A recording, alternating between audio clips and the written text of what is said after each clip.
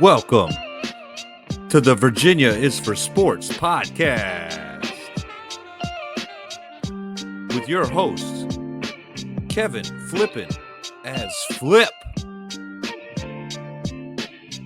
Paul Gilman as PG Fitty P, and Kenny Wingle as K-Dub. Let's play VA.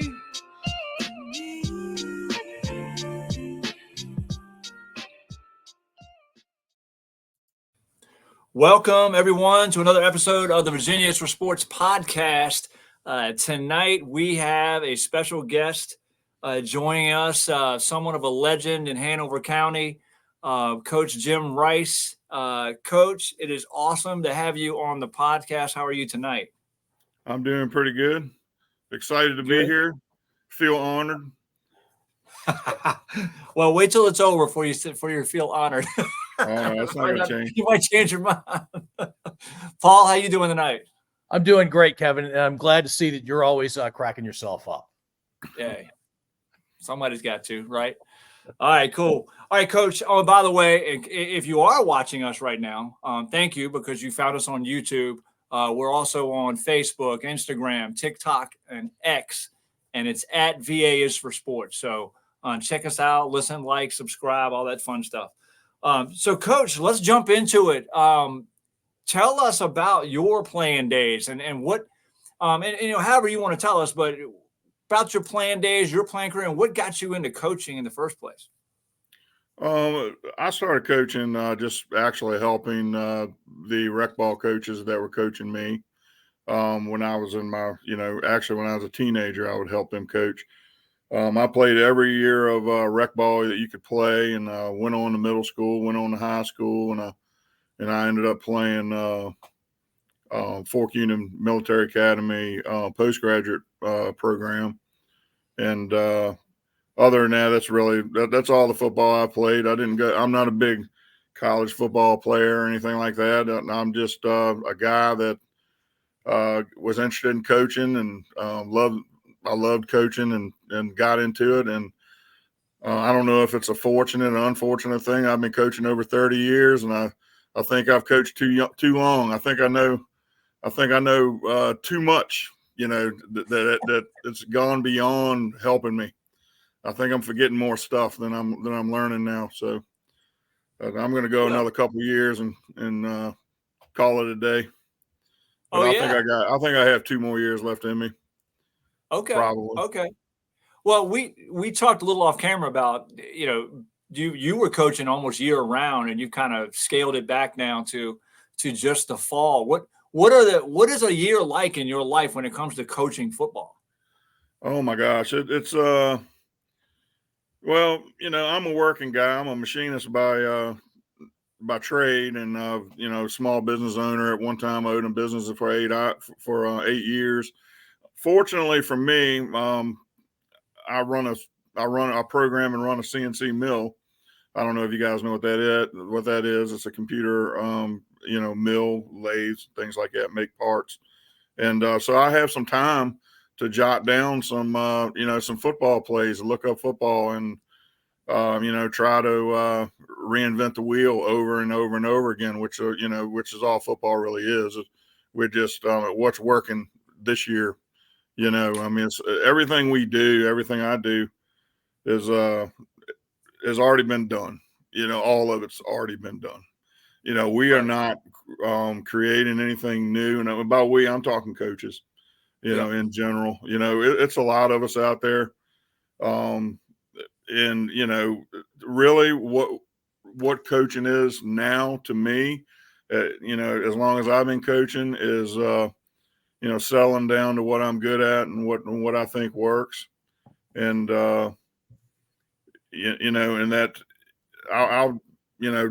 I'll find myself, breaking out a pad and pencil while my machine's running at work. I don't want to, get on here and say that I'm doing football stuff at work. My boss might see it, but while my machine's running at work, I'll jot some stuff down on a notebook or something. And I'll find myself writing down the same formation, the same plays 35 times, in the same day, just looking at it, which is really kind of an odd thing, to do. But that's actually how I coach too. I mean, we line up, and I've always, it's such a long, drawn out process, my process of how coaching came to be and where I'm at right now. Because when I first started coaching, I was getting my rear end handed to me. I mean, for years and years, because I've always coached in an area where, speed, was not, well, the teams that I coached and the teams that I played for, team speed was not one of the things that I had a luxury coaching. And team speed really has never been a luxury that on any football teams I've ever played on, except for Fort Union, Military Academy. We had a lot of speed and athleticism on that team. So I ended up, trying to coach, contemporary football, what the latest thing is, like a lot of people do. And found out that, we're just getting worn out, day in and day out. And I believe that over the years that I was probably, and I don't want to, take ownership of this, but I believe it could be true that I was probably one of the first coaches in rec ball that really took line play seriously. Where, we were playing a lot of teams, coaching against a lot of teams like Highland Springs, Verona, I'm talking about the rec teams that's been around forever. Laurel, very, very fast athletic football teams. And they always focused on, having that great backfield, that incredible athletic backfield, athletic quarterback, things, running the perimeter, throwing passes down the field, just outrunning you, And it took me a while. I'd say it probably took close to a decade for me to realize that we are never going to be successful trying to play that kind of football, not with the teams that we had.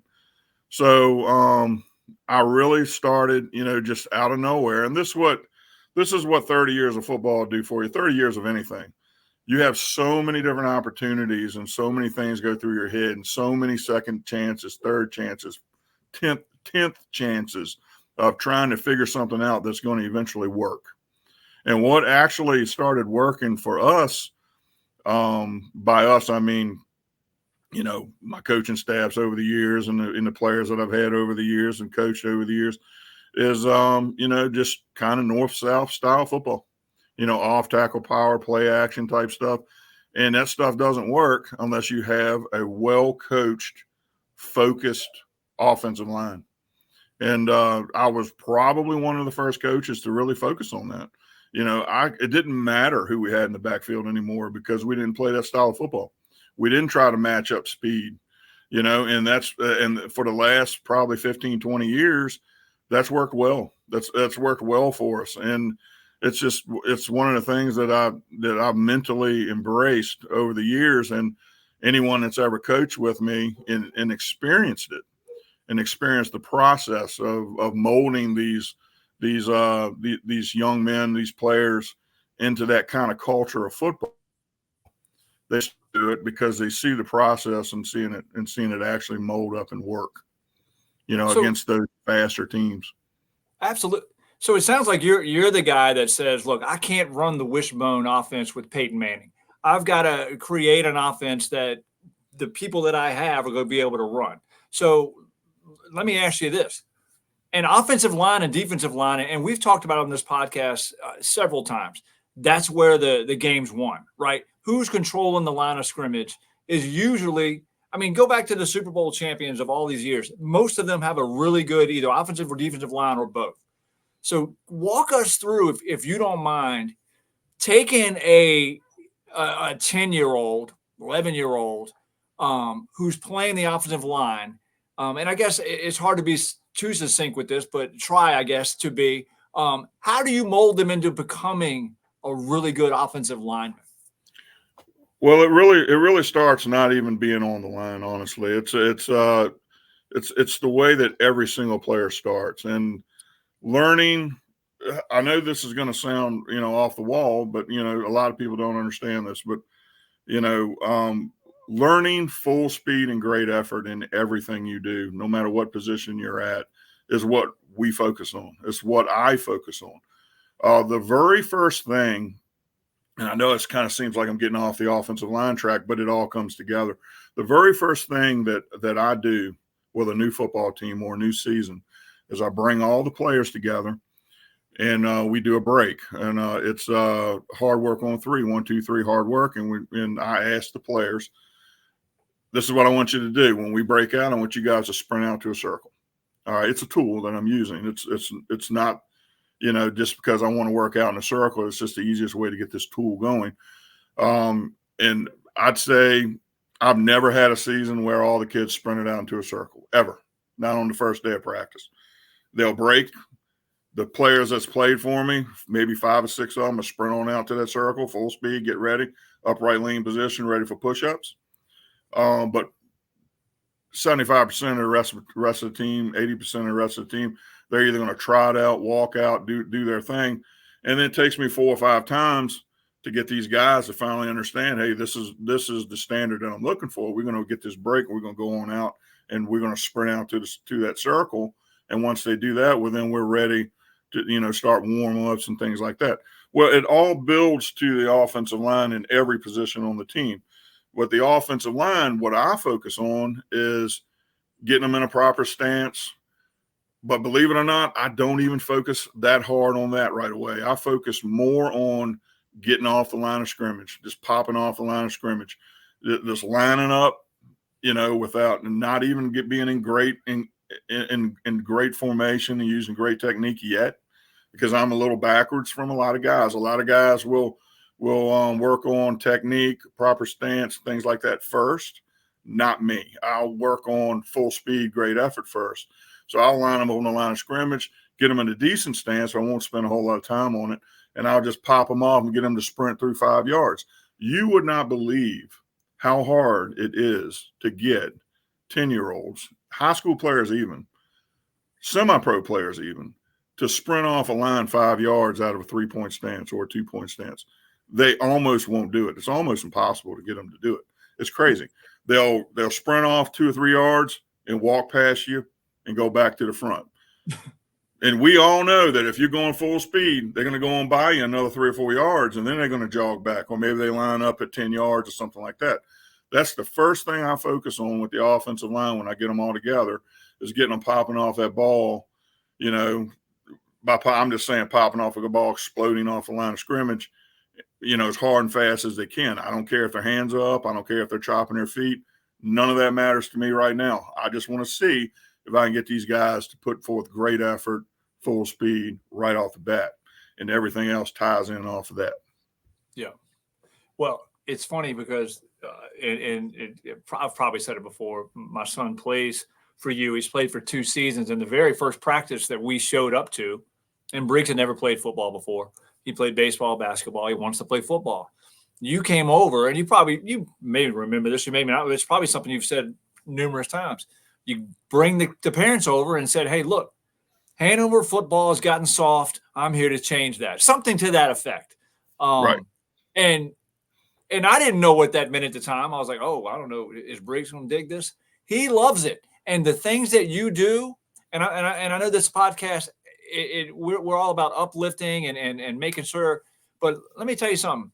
Watching your teams play in the fourth quarter, what you're doing, the other team is dragging, and we are still rolling. And and everything you do in practice is why that's happening. Is that right? I mean, is the practice that important? Because it seems to me that is absolutely right. That's the whole point. I mean, it's one of the things I tell my teams, I tell the players, I tell the coaches, okay, because a lot of these coaches only coach 1 year, 2 years, 3 years. They haven't been coaching as long as I have. They haven't been coaching as long as my sons have. So they're learning as well. So the coaches they don't necessarily understand. I mean, they do now as they've coached with me a few years. They don't necessarily understand, what I'm looking for. Okay. It's a little bit different than baseball. It's a little bit, there's a fine motor skills, getting your body in right position, things like that. Being explosive at the point of that athletic move and all. I've never coached baseball before, but I do understand the logistics of it. the main thing is to peak and get a little bit better, just a little bit better every practice, just a little bit better, get a little bit more in shape, get a little bit better at what you're doing. And at the end of the season, and you'll notice watching some of our games, we almost lost a couple of games in the regular season. We had a game where we were down by a couple touchdowns. We had a game where we won 6-0. We're 0-0 at halftime. It looked like we were struggling a little bit, but it was just us getting a little better. And I'll be the first one to admit, if and I might be jumping ahead here, but if we had played Highland Springs, the team that we played in the championship, if we had played them, say, week 3, we probably would have lost to Highland Springs, because our style of football and this grind style of practice that we have, it is a situation where we are definitely going to peak at the end of the season. We're going to peak. Our last football game is going to be our best football game, where a lot of teams who don't focus, and I'm not putting anybody down, but a lot of teams focus on recruitment, getting the best players they can get and things like that. And I'm not saying that we don't recruit some or whatever, but in reality, what we do is we take a group of players and we develop them. All right. We're not looking to get the best players that we can find, in Hanover County, outside of Hanover County, things like that. And that's why that when you play a football team that is highly athletic and maybe they don't develop as much or whatever, and I'm not saying, once again, I'm trying not to offend anybody that might see this. I'm not trying to say that to offend. It's just that my focus is a little different, and it has to be different. Yeah. Where some teams are as good on the first game as they're going to be on the last game. They're as good on the third game, especially. A lot of teams will peak right around game 3, and they're not going to be any better. That's the same. If you play them on game 3, that's the same team you're going to see in the playoffs. And it's going to seem like that they regress, but really it's not the case. We just got better. So we get a little bit better as the weeks went on. And that's why we were able to pull off the win against Highland Springs, who was a very, very big, tall, athletic, fast football team. We just got really good at what we do. We got really good. And a lot of people didn't think that we were going to be so good on defense, but a lot of that was, I don't know if you watched a lot of practices, but we did a whole ton of zone drills. We were literally ready to take care of everything that they were doing, with the normal things that we do in practice, cover 4, cover 3, underneath zone, everything. We went over it for 30 minutes every single defensive practice, sometimes twice a week. So we were ready for that. We were ready for perimeter football and things like that. And then we had people like our inside linebackers, like Gabe Lipinski, who has really developed really well as an inside linebacker. And that's another thing that people don't do anymore. They don't even coach it. Doesn't seem to coach it much in high school. Is having a linebacker that actually fills, someone that's going to meet somebody at the line of scrimmage. Someone's going to read the play, and their first movements is going to be, forward, even if it's a little lateral movement to it because they got to catch up to the play. But his job as a Mike linebacker is between the tackles. Okay, anything that spills outside, he's coming late. He does a tremendous job at doing that. And it's hard to coach a kid, to do the unnatural, and the unnatural thing is to run into somebody. Right. And that's what you have to do at Mike linebacker. You have to run into somebody, but we practice it. It's not something that necessarily comes natural, but there are players out there that have the natural ability to be coached to do that. And not a lot of players aren't. So we focus on just getting better every practice, getting more physical every practice. And we do what's called everyday drills. And we literally, if you watch our practice, they are a carbon copy of every other practice. We do the exact same things every single night. We run through our tunnel drills. We do our board drills. There's not a board out there, but it's old school board drills. I mean, we do our level drills, which isn't a high impact drill, but you got to fight through, 2 or 3 guys in a line to get to a square at the back end, and it really wears the kids down. But it teaches them to finish through adversity and through getting tired. And it's those everyday drills. And we don't even run a lot. Well, we run a lot of laps, but we don't run a whole lot of sprints. But it's those everyday drills that we do during the week gets the kids in shape, gets them physical. And as you know, as you can see, we don't line up 10 yards from each other and have them run headlong into each other. We don't do that. Right. But we do make them physical. And at the end of the season, they are very physical football players. And it helps them pull out. It helps them be successful the last game of the season. No question. No question. And this podcast peaked around episode 3, so we're still trying to regain some momentum. PG, what do you got? Wait a minute. Did you just call us the Highland Springs of sports podcast? Of podcasts? I think I did. Yeah. Coach, great effort, full speed. You're going to get kids, as you mentioned, that you've coached before that understand what you're doing. You're going to get kids that naturally gravitate to that sort of thing, but you're now probably talking about 30, 35% of the team. As you grind through practice and games, you're bringing along maybe 80 or 90% of the kids. And so by the time you do get to that last game or two, your whole team minus maybe 10% or so is on board and they've gotten stronger and better. What do you do with that 10%? Maybe it's 5%. What do you do with them because they're not getting it? They're not progressing.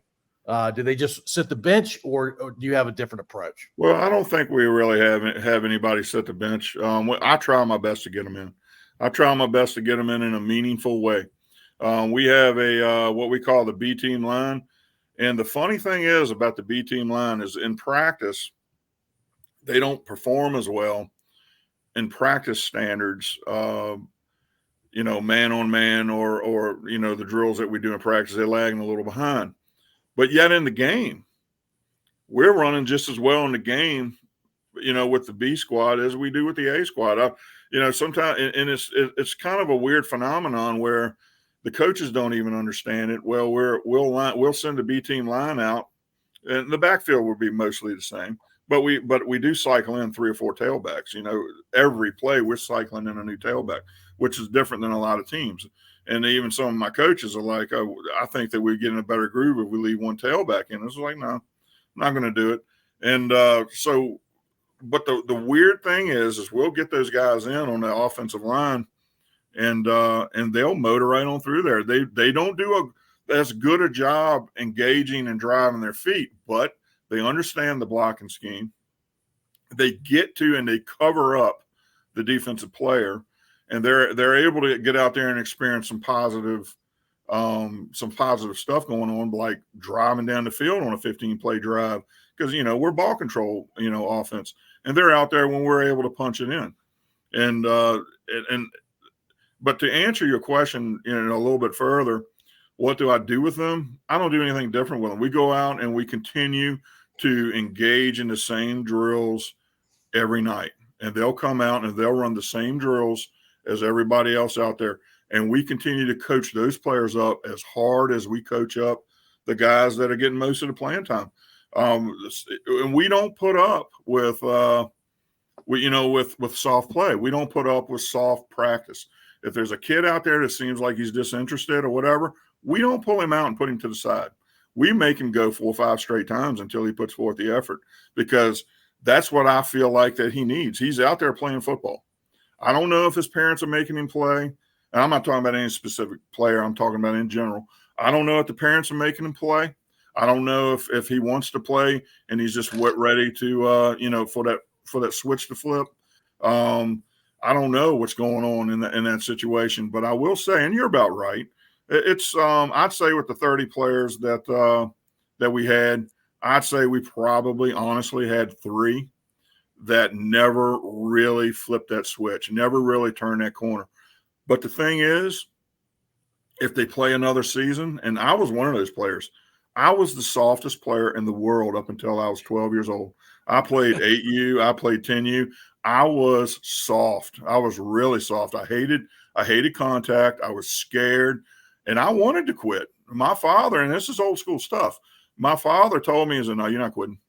And there were times where, I told him I don't want to go to practice. And my dad said, "No, you're going to practice. You're going to practice. And we paid for it. You committed to it. You are going to to take care of this commitment to your football team. And that's the type of stuff that I grew up with. And when I turned 12 years old, I went from soft, 10, 11 years old. I get up to back then when I was playing rec ball, it was, seniors, and seniors was everything was based off weight. So I was 12 years old playing with 14 and 15-year-olds. And, so I really had to grow up real fast. But for some reason, somewhere in my mind, a switch flipped. And I started hitting people. I started just nailing people. To me, I even fooled myself. So it's my own experience as a player where I don't give up on other players, because I know at any point in time, those players can change. So when you, and that's where I come at odds with other coaches that I've coached with over the years, high school, middle school, whatever. And they'll say things like, you can't coach a dog into a player. And maybe you can, but that doesn't mean there's not a dog in there waiting to come out. And if you if you run that kid, if you give up on that kid, he's never going to have a chance to show himself. And I know for a fact, because I've seen it with my own eyes, and I lived it myself, that a lot of these players, they're just waiting for another season. Kids are weird. They're really weird, where they'll go one season soft as they can be, and the next season they start up hot, hot as fire. And they'll end up being one of your most aggressive, better football players. You know what I'm saying? I mean, I see it all the time. And it's just a lesson to be learned from a coach that's been coaching this thing for 3 decades, that I've seen it all. There's nothing I haven't seen, from kids growing up to be high school players and beyond. I've seen the development. I've seen the different stages of it. And so I can get on a high school staff and have a high school coach who's been coaching 8, 9, 10 years, and they'll have a certain mentality about players. And I'll just come up and I'll say, no, you're wrong. I said, these guys can get better. They can get more aggressive. It's a mentality thing. And it's not even a size and strength thing, where you'll hear a lot of guys say, well, it'll come with confidence. It'll come with strength. It'll come when they grow. And that does happen. Don't get me wrong. I know that does happen. However, when you sit and you watch, because the best linebacker I've ever coached never got over 5'6", and he probably weighed about 150 pounds, soaking wet, playing high school football. He was the most vicious player I've ever coached.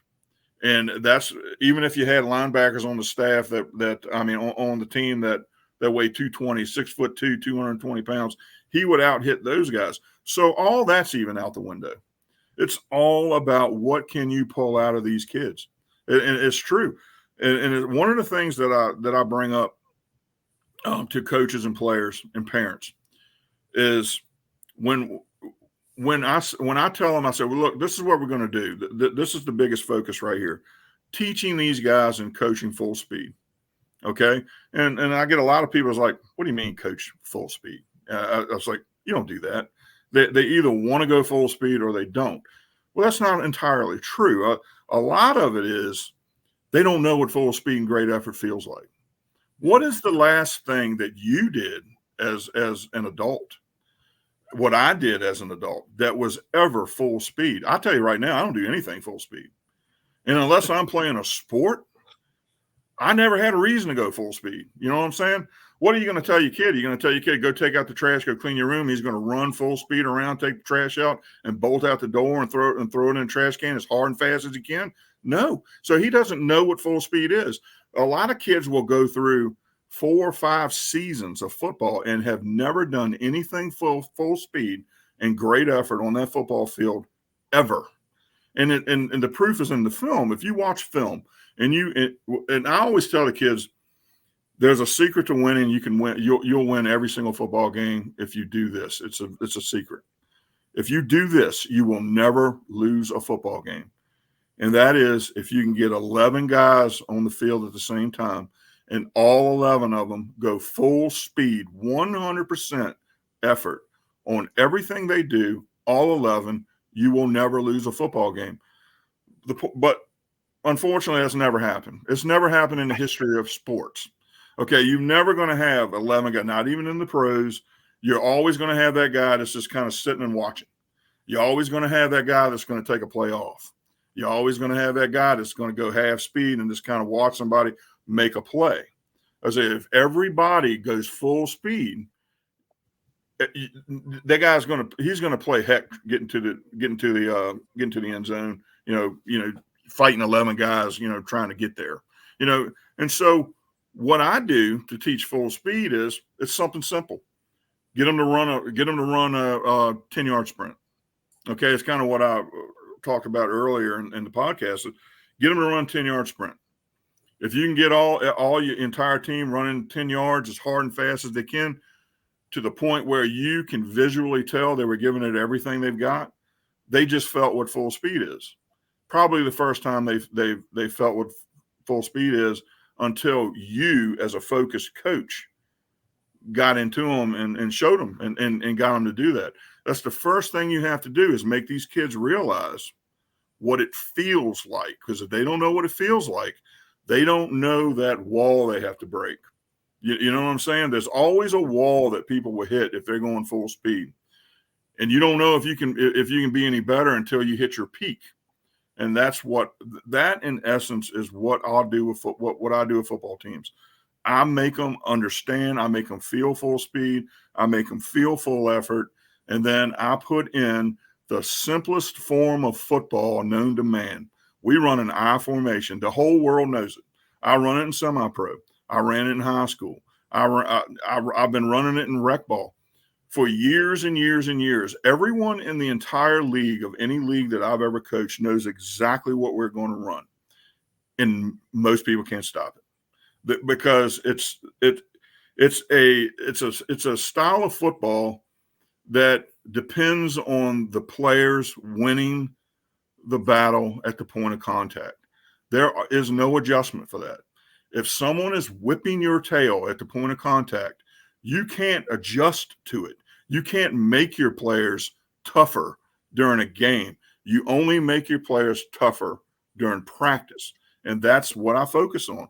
And that truly is. We have probably 5 plays that we run, and we've been doing the same thing year in and year out. And we run the same defense year in and year out. People see it. They have film on us. That nobody's going to stop that. They're just not. Not until we run into a team where a coach has coached their team the same way we coach our team, and they coach their team to win at the point of contact, meaning beat us physically at the point of contact. Until we see a team like that, nobody's going to stop us running the ball. Now, we didn't score many points against Highland Springs, but we probably had 15 first downs, and we kept our offense off the field. That is old school ball control. And there's really no need not to run that. And it's always been, this is what I tell my coaches, if we can win football games and win championships and win playoff games with a team that doesn't have a whole lot of speed, well, then that same offense, that same mentality will work better with a more athletic team. If you had the athletes, that means that 5-yard run would be a 20-yard run with a faster guy. It's just the way it pans out. I know this because I took the same offense over to Glen Lee, and we were filled with athletes. We ran the same stuff. This year, maybe we probably averaged 2 or 3 touchdowns a game. Running that same offense at Glen Lee, we were averaging 5, 6, 7, 8 touchdowns a game. It's the same stuff. So to me, in my mind, there's no need to move from it. You're teaching a physical style of football. You're teaching a attacking style of football. It's not a fine daylight style of football. And it doesn't matter how athletic you are. You can have 2 athletic football teams. The more physical of the 2 are usually going to win. Okay, so physicality and full speed and great effort is what we focus on, and it's helped us a lot. It's helped our players a lot, and it teaches our players a style of football that they really have to play later on, in their little football careers, whether or not they go just high school or go a little beyond high school. I'm hoping that when we develop these players to be physical and to not be afraid of contact and not shy away from it, that it's going to help them when they get to high school, because it'll help them. They might be great athletes, but like I said, if they're physical and fast and quick, they're just going to be that much better. All right, Coach, this is going to be a strange question. You played for 11 or 12 years. It sounds like you've coached for 30 plus. Imagine the game of football didn't exist. What would you have poured your time into? Fight club. I just start beating people up. We just find people to have a little secret, fight club down in the basement somewhere. But you can't tell anybody. And you bring up a good point. And I see, I think Jock Jones and Stu Brown, they kind of in the same vein on these types of things. But one of the things I've always wondered about this game of football and how it's kind of transitioned to a inclusive sport. By inclusive, I mean, a different style of athlete playing the sport. Let's say, someone who doesn't like contact, but yet the sport's changed where you can't hit a receiver going down the field. A receiver goes up to get the ball, and the old style of coaching is separate the player from the ball. Well, you really can't do that anymore because that would be targeting. It used to be that if a player stretched out to, not dive, but stretched out to catch a football, if you laid a hit in his chest, that guy's done for the night. Probably he's never going to run that crossing route again. Well, what's happened is now people run crossing route with no fear at all because they know that they're probably not, and this at every level of football, they're probably not going to get tagged. They're probably not going to get stamped right going across the field because that's easy pickings for a free safety just to lay you out. And I'm not saying that I necessarily want those days back. I mean, a lot of guys have suffered some serious injuries with those kind of hits. But what really has struck me is it used to be that football players were different than everybody else. It used to be that a certain kind of athlete, a certain kind of person, and that's why I said it'd be a fight club thing. Some people are just naturally, aggressive, and at least they grow to be, and they need that outlet. And a lot of these guys that played football, they were the only ones that played football because, within themselves, they were the only ones that could play football. People that didn't want to hit, people that were afraid of contact, they just didn't play. They played a different sport. Not to pick on baseball players or anything, because I know your son plays baseball, but just to let you know, he's turned into a heck of a football player, in which a lot of baseball players do, which is and I didn't realize that wrestlers and baseball players, for some reason, make really, really good football players. I don't know if it's because of they just had good coaching, structured and things like that. But it just seems to me that whenever, we get some baseball players come over and play, they always make pretty good football players. And honestly, your son, Briggs, he has no fear whatsoever of contact, which is awesome. I mean, it's just one of the things. So I never really had to coach that out of him. It's like you said, he's only played 2 years, so it's right. Or 2 seasons rather. So it's really awesome when you can get a player like that. But my point being, it used to be a football player was a football player, and then there was everyone else. Now everyone plays the sport of football, which is okay. It makes coaching a little bit tougher. So you got to take players out there that don't like contact at all. You got to try to find a place for them and try to get them tougher at the same time. So and instead of just lining up and playing smash mouth football or physical football and having these players naturally get at it, now we're trying to change the culture. We're trying to change their culture from being a little bit soft to making them a little tougher and tougher. And then, like I said, by the end of the season, they're ready to go. Yeah. And that you just brought that full circle about the whole conversation with the parents. Hey, we're here to make it Hanover football tougher. So let me ask you this, Coach. You mentioned the pros. Do you still watch college and pro football? I assume you do. And if you don't, then you can forget this question. If you do, are you pulling things? Because I know you run the same offense, but are there little things or nuances that you see still on Saturday or Sunday that you put into your game plan? It is unbelievable. That's a great question. It is unbelievable. I do. But it's so micronized. It's so tight packaged because it's things like who is the tight end blocking on that power play? Who's the guard blocking on that power play? And what adjustments are they going to make because that linebacker filled and blew that up? It's, to me, I do watch football, but I don't watch it to expand the offense. I watch it to make the offense or the defense, but we're focused on offense now, to make the offense better at what we're doing already. So, we have a blocking scheme. I don't know, if you guys, understand the difference between power culture and zone culture. Zone culture. So let's say a lot of football teams play inside zone. The pros will play inside zone and gap scheme, but we run a gap scheme. We run power. Power is a gap scheme. Power is not just a play. Power is not just a culture either. It's a combination. So if you come out and you run power is basically down block and a kick out.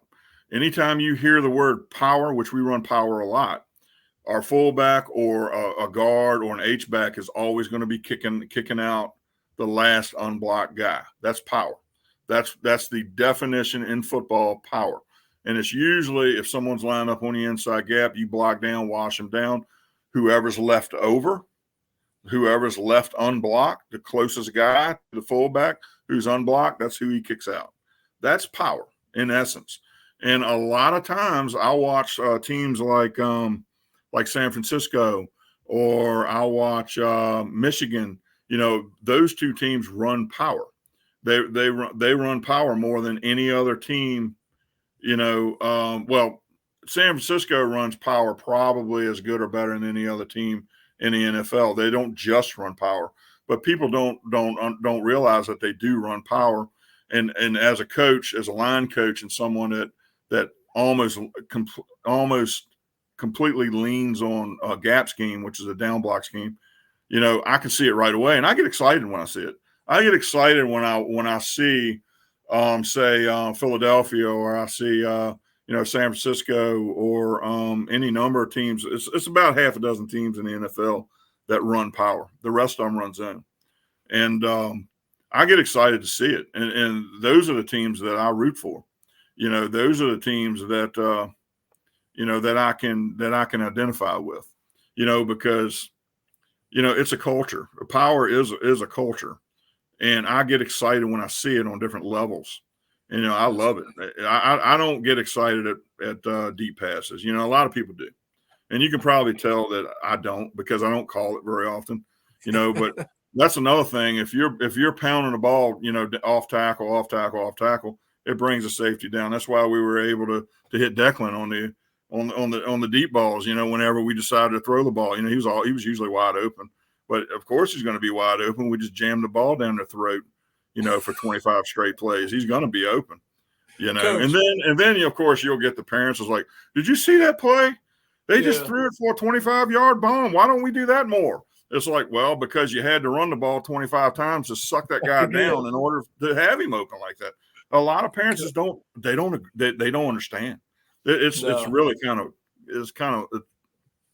something else, Well, so just to put an image on what you just said, I try to, because I can usually tell when Declan comes in the game. I'm like, we might throw the ball, and obviously I want to get that on video.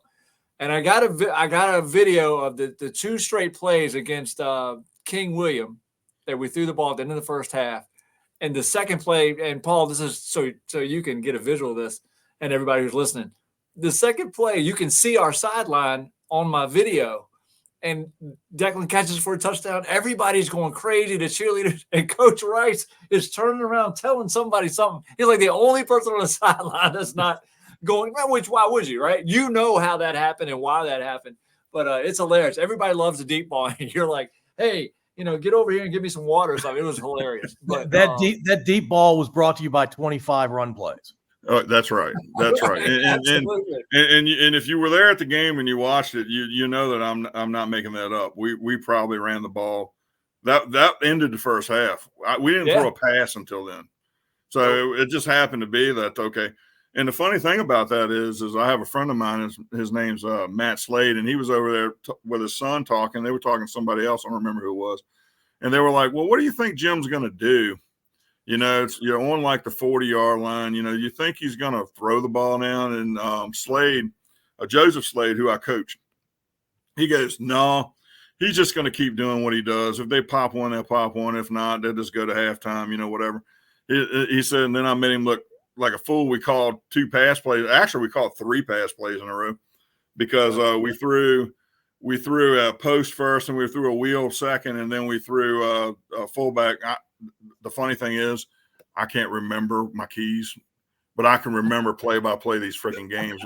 It's like it's a sickness or something, But I remember those 3 plays like it was yesterday. And then that was 3 pass plays, and I felt like I was like, Oregon or something, at the end of the half, and we threw 3 pass plays in a row, and I was like, wow, maybe we should pass more, But I don't know about that. And then I'll start thinking to myself, no, that's a mistake. That's crazy. Well, we're that's good. Crazy talk. What you're doing is working. Fiji, did you have another question?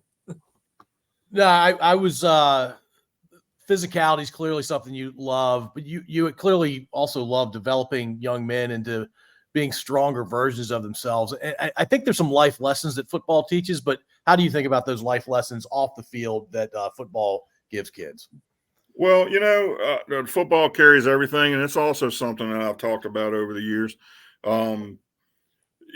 Because you'll hear some people say online on social media, they'll talk about their coaches being a role model and or a second father or something along those lines, and I never really saw myself as that. I'll tell people that. I'll say, I'm not trying to be, this great role model. I'm not. I'm not even interested in it. And I know that sounds weird. I'm not interested in being somebody's father away from home or anything like that. I have 9 kids, and I'm not I'm not perfect. Father to my actual kids, I do the best I can, but we all have our shortcomings. So it's like, so for me to sit back and try to convince somebody that I'm going to be a great role model to your child is, that's, to me, that's just being cocky. Okay. And I'm not a cocky person. I'm not. I'm humble. When I get out on the football field to coach, I'm scared to death of losing. It looks like I'm full of confidence, but you never know what the heck's going to happen. It's not like winning's everything, but I want to win because I don't want these kids to come off of their high. I want these kids to experience, success, and I want them to understand where that success came from. I want them to understand that the success came from the hard work and practice. Okay. And I want them to understand that hard work and practice come into practice. And I especially want the parents to understand to get your kids to practice. Don't let them skip practice. Okay. When they tell you, hey, my thumb's sore or my butt's sore or my leg's sore or something sore, I'm tired today because of this, make them come to practice anyway, because every practice builds off the next practice. When the season starts, you only have 3 practices. So if you skip one, you skip a third of your practice. If you skip 2, you skip 2/3 of your practice. So you didn't get better that week. And that's the whole point, is to get better. No, I always tell people it's not me. I'm just coaching football. And I want to be the best football coach that I can be. And that goes on every level, high school level, whatever I end up coaching. I want to be the best football player I can be, football coach that I can be, which in turn makes the game the lesson. It's the game that's teaching these kids how to be the best they can be. It's not me, it's the game. You just have to learn as a coach what your role is. And this is just my opinion. In my opinion, my role is to learn how to coach and be the best coach I can be. And if I can be the best coach I can be, and I can teach these kids how to fight through adversity, how to not quit, how to give great effort, how to not cower to a football team, because that's one of the things that was happening and still does from time to time in some of these teams. But I coach teams from Mechanicsville because, not to offend anybody, but some of these kids from Mechanicsville are kind of soft. They used to be. Okay. So they coming up, and if you feel a bunch of soft kids and you don't make them tough in practice, they're going to go out there on that football field, and you might have made them cry in practice. And I can say this to the same things to the parents. Tick off a lot of parents because I'm pushing their kid too hard, or what they think is too hard. And it's like they don't understand that when they get out there and they play a football team, there's a few organizations out there that get in your face and they say a lot of things, and they'll hurt your feelings and they'll intimidate you. They'll beat you at check-in. It used to be a deal where the teams would come up and that we'd all check in right there at each other. I mean, right there at each other. And some teams, you can see it in their eyes. They won the game at check-in. That they won the game. The game's won. They've already intimidated the entire football team. And that's one thing that I always say. I'd rather you guys be irritated at me and hate me for a night of practice than get intimidated on game day. I would much rather have you worry about what you're going to get on Monday, than worry about that football team you're about to play on Saturday. Because at that point, if your team can hit that field, and I think we've done a good job with that. We went and played Highland Springs. Highland Springs were the bullies of this league. They've been undefeated for 3 seasons. Okay, we went in there, and there were people out there on social media, and I know this is rec ball, but it's real. It's real when you have adults chirping. So, yeah. And it's real when you have kids talking to each other. And so we bring these kids out, and we did not have an intimidated football team. Our football team believes in themselves. Okay, it's not the coaching has something to do with it, but it's the game and how you coach the game. So you go out there on the practice field, and I'm not going in there saying, win it for me, guys. Win it for Coach Rice. I'm not saying that. I don't want them to win it for me. I want them to win football games and being successful for themselves. Every once in a while I'll throw in a win it for your mom, win it for your dad or something like that. Maybe that'll motivate them, But really I want them to win it for themselves. You catch what I'm saying? And really it does that kind of confidence, you never lose it. You never lose that confidence. Once you build that confidence, you'll never lose it. I can't say it enough. You might get on a football team that struggles or something like that, but there's a whole lot more to it than your confidence. But you don't want to lose football games, and you don't want – and I keep saying lose football games and win football games. Okay, I'm one of these coaches that believes that if you're doing a good job, if you're preparing your kids, you're not going to have a losing.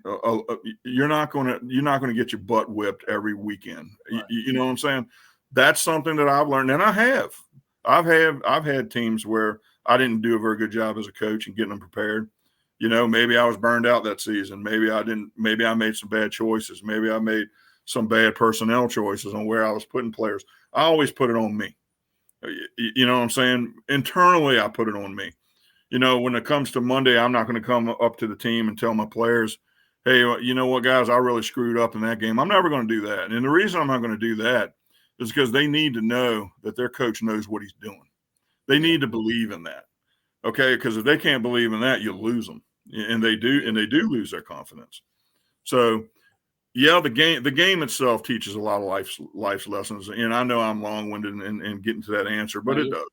It teaches all the lessons that you almost need. Well, don't worry about being long-winded. That's why we're on here. We want to hear what you have to say. I will say this, though. That day against Highland Springs, there are probably, I think, 20 teams in this league. 18 other teams would have been intimidated that day. The music, the uniforms, the way they walked onto the field, it was pretty intimidating for an 11-year-old, 10-year-old, whatever ages were. Our team was not intimidated, and that's why they beat them. So fascinating conversation, Coach. I love your passion for this. We're going to wrap it up with this question for you. We do a Mount Rushmore almost every week. Sometimes we skip it if we, whatever. Give us your Mount Rushmore of coaches. And this could be a dead or alive, high school, college, pro, whatever. Your four favorite or best coaches of all time. Best coach I've ever had, I've ever seen, I've ever been associated with is the late, great Harry Hornberger. He was my rec ball coach. He actually coached at Mechanicsville. He came from Glenlee himself. He is the one that actually showed me the way, as a player of how football needed to be coached. And I happened to be on his football team when I flipped that switch. And it was him pushing. He was almost sadistic in how he did things, but he taught the football players how to play. He is by far number one on that list. The second one is the guy that was actually coaching with him, passed away during the season. His name was Jimmy Skelton. He was actually the head coach. Coach Hornberger took over, after he did. And you notice there's a theme here. These are rec ball coaches. The third one is a coach I've never even met or talked to, which is kind of weird. But his name is Coach Bedwell, and he used to coach. Bird. I'll talk to you about that on the phone the other day. I never talked to him, never met him. I just watched his football, and I was amazed at the things that he did with that football team, with the running a very, very similar style offense and football team that I run, which is really weird that I'm kind of putting somebody on a Mount Rushmore, but that I've never talked to, never met before, but he's it. I would like to, in that mix is probably a guy named Coach Brian Sweeney. He was my offensive line coach at Lee Davis. His style of coaching, his scheme of coaching made me totally understand. I knew exactly who I was going to block every single play. He was a good mix between being aggressive and being understanding as a coach. Just a perfect level field of coaching. And when I went to Fork Union Military Academy after being in his system of blocking scheme as an offensive lineman, I was lost over there because their plays were so daggone convoluted, and you literally had to study the plays because each every blocking scheme was different.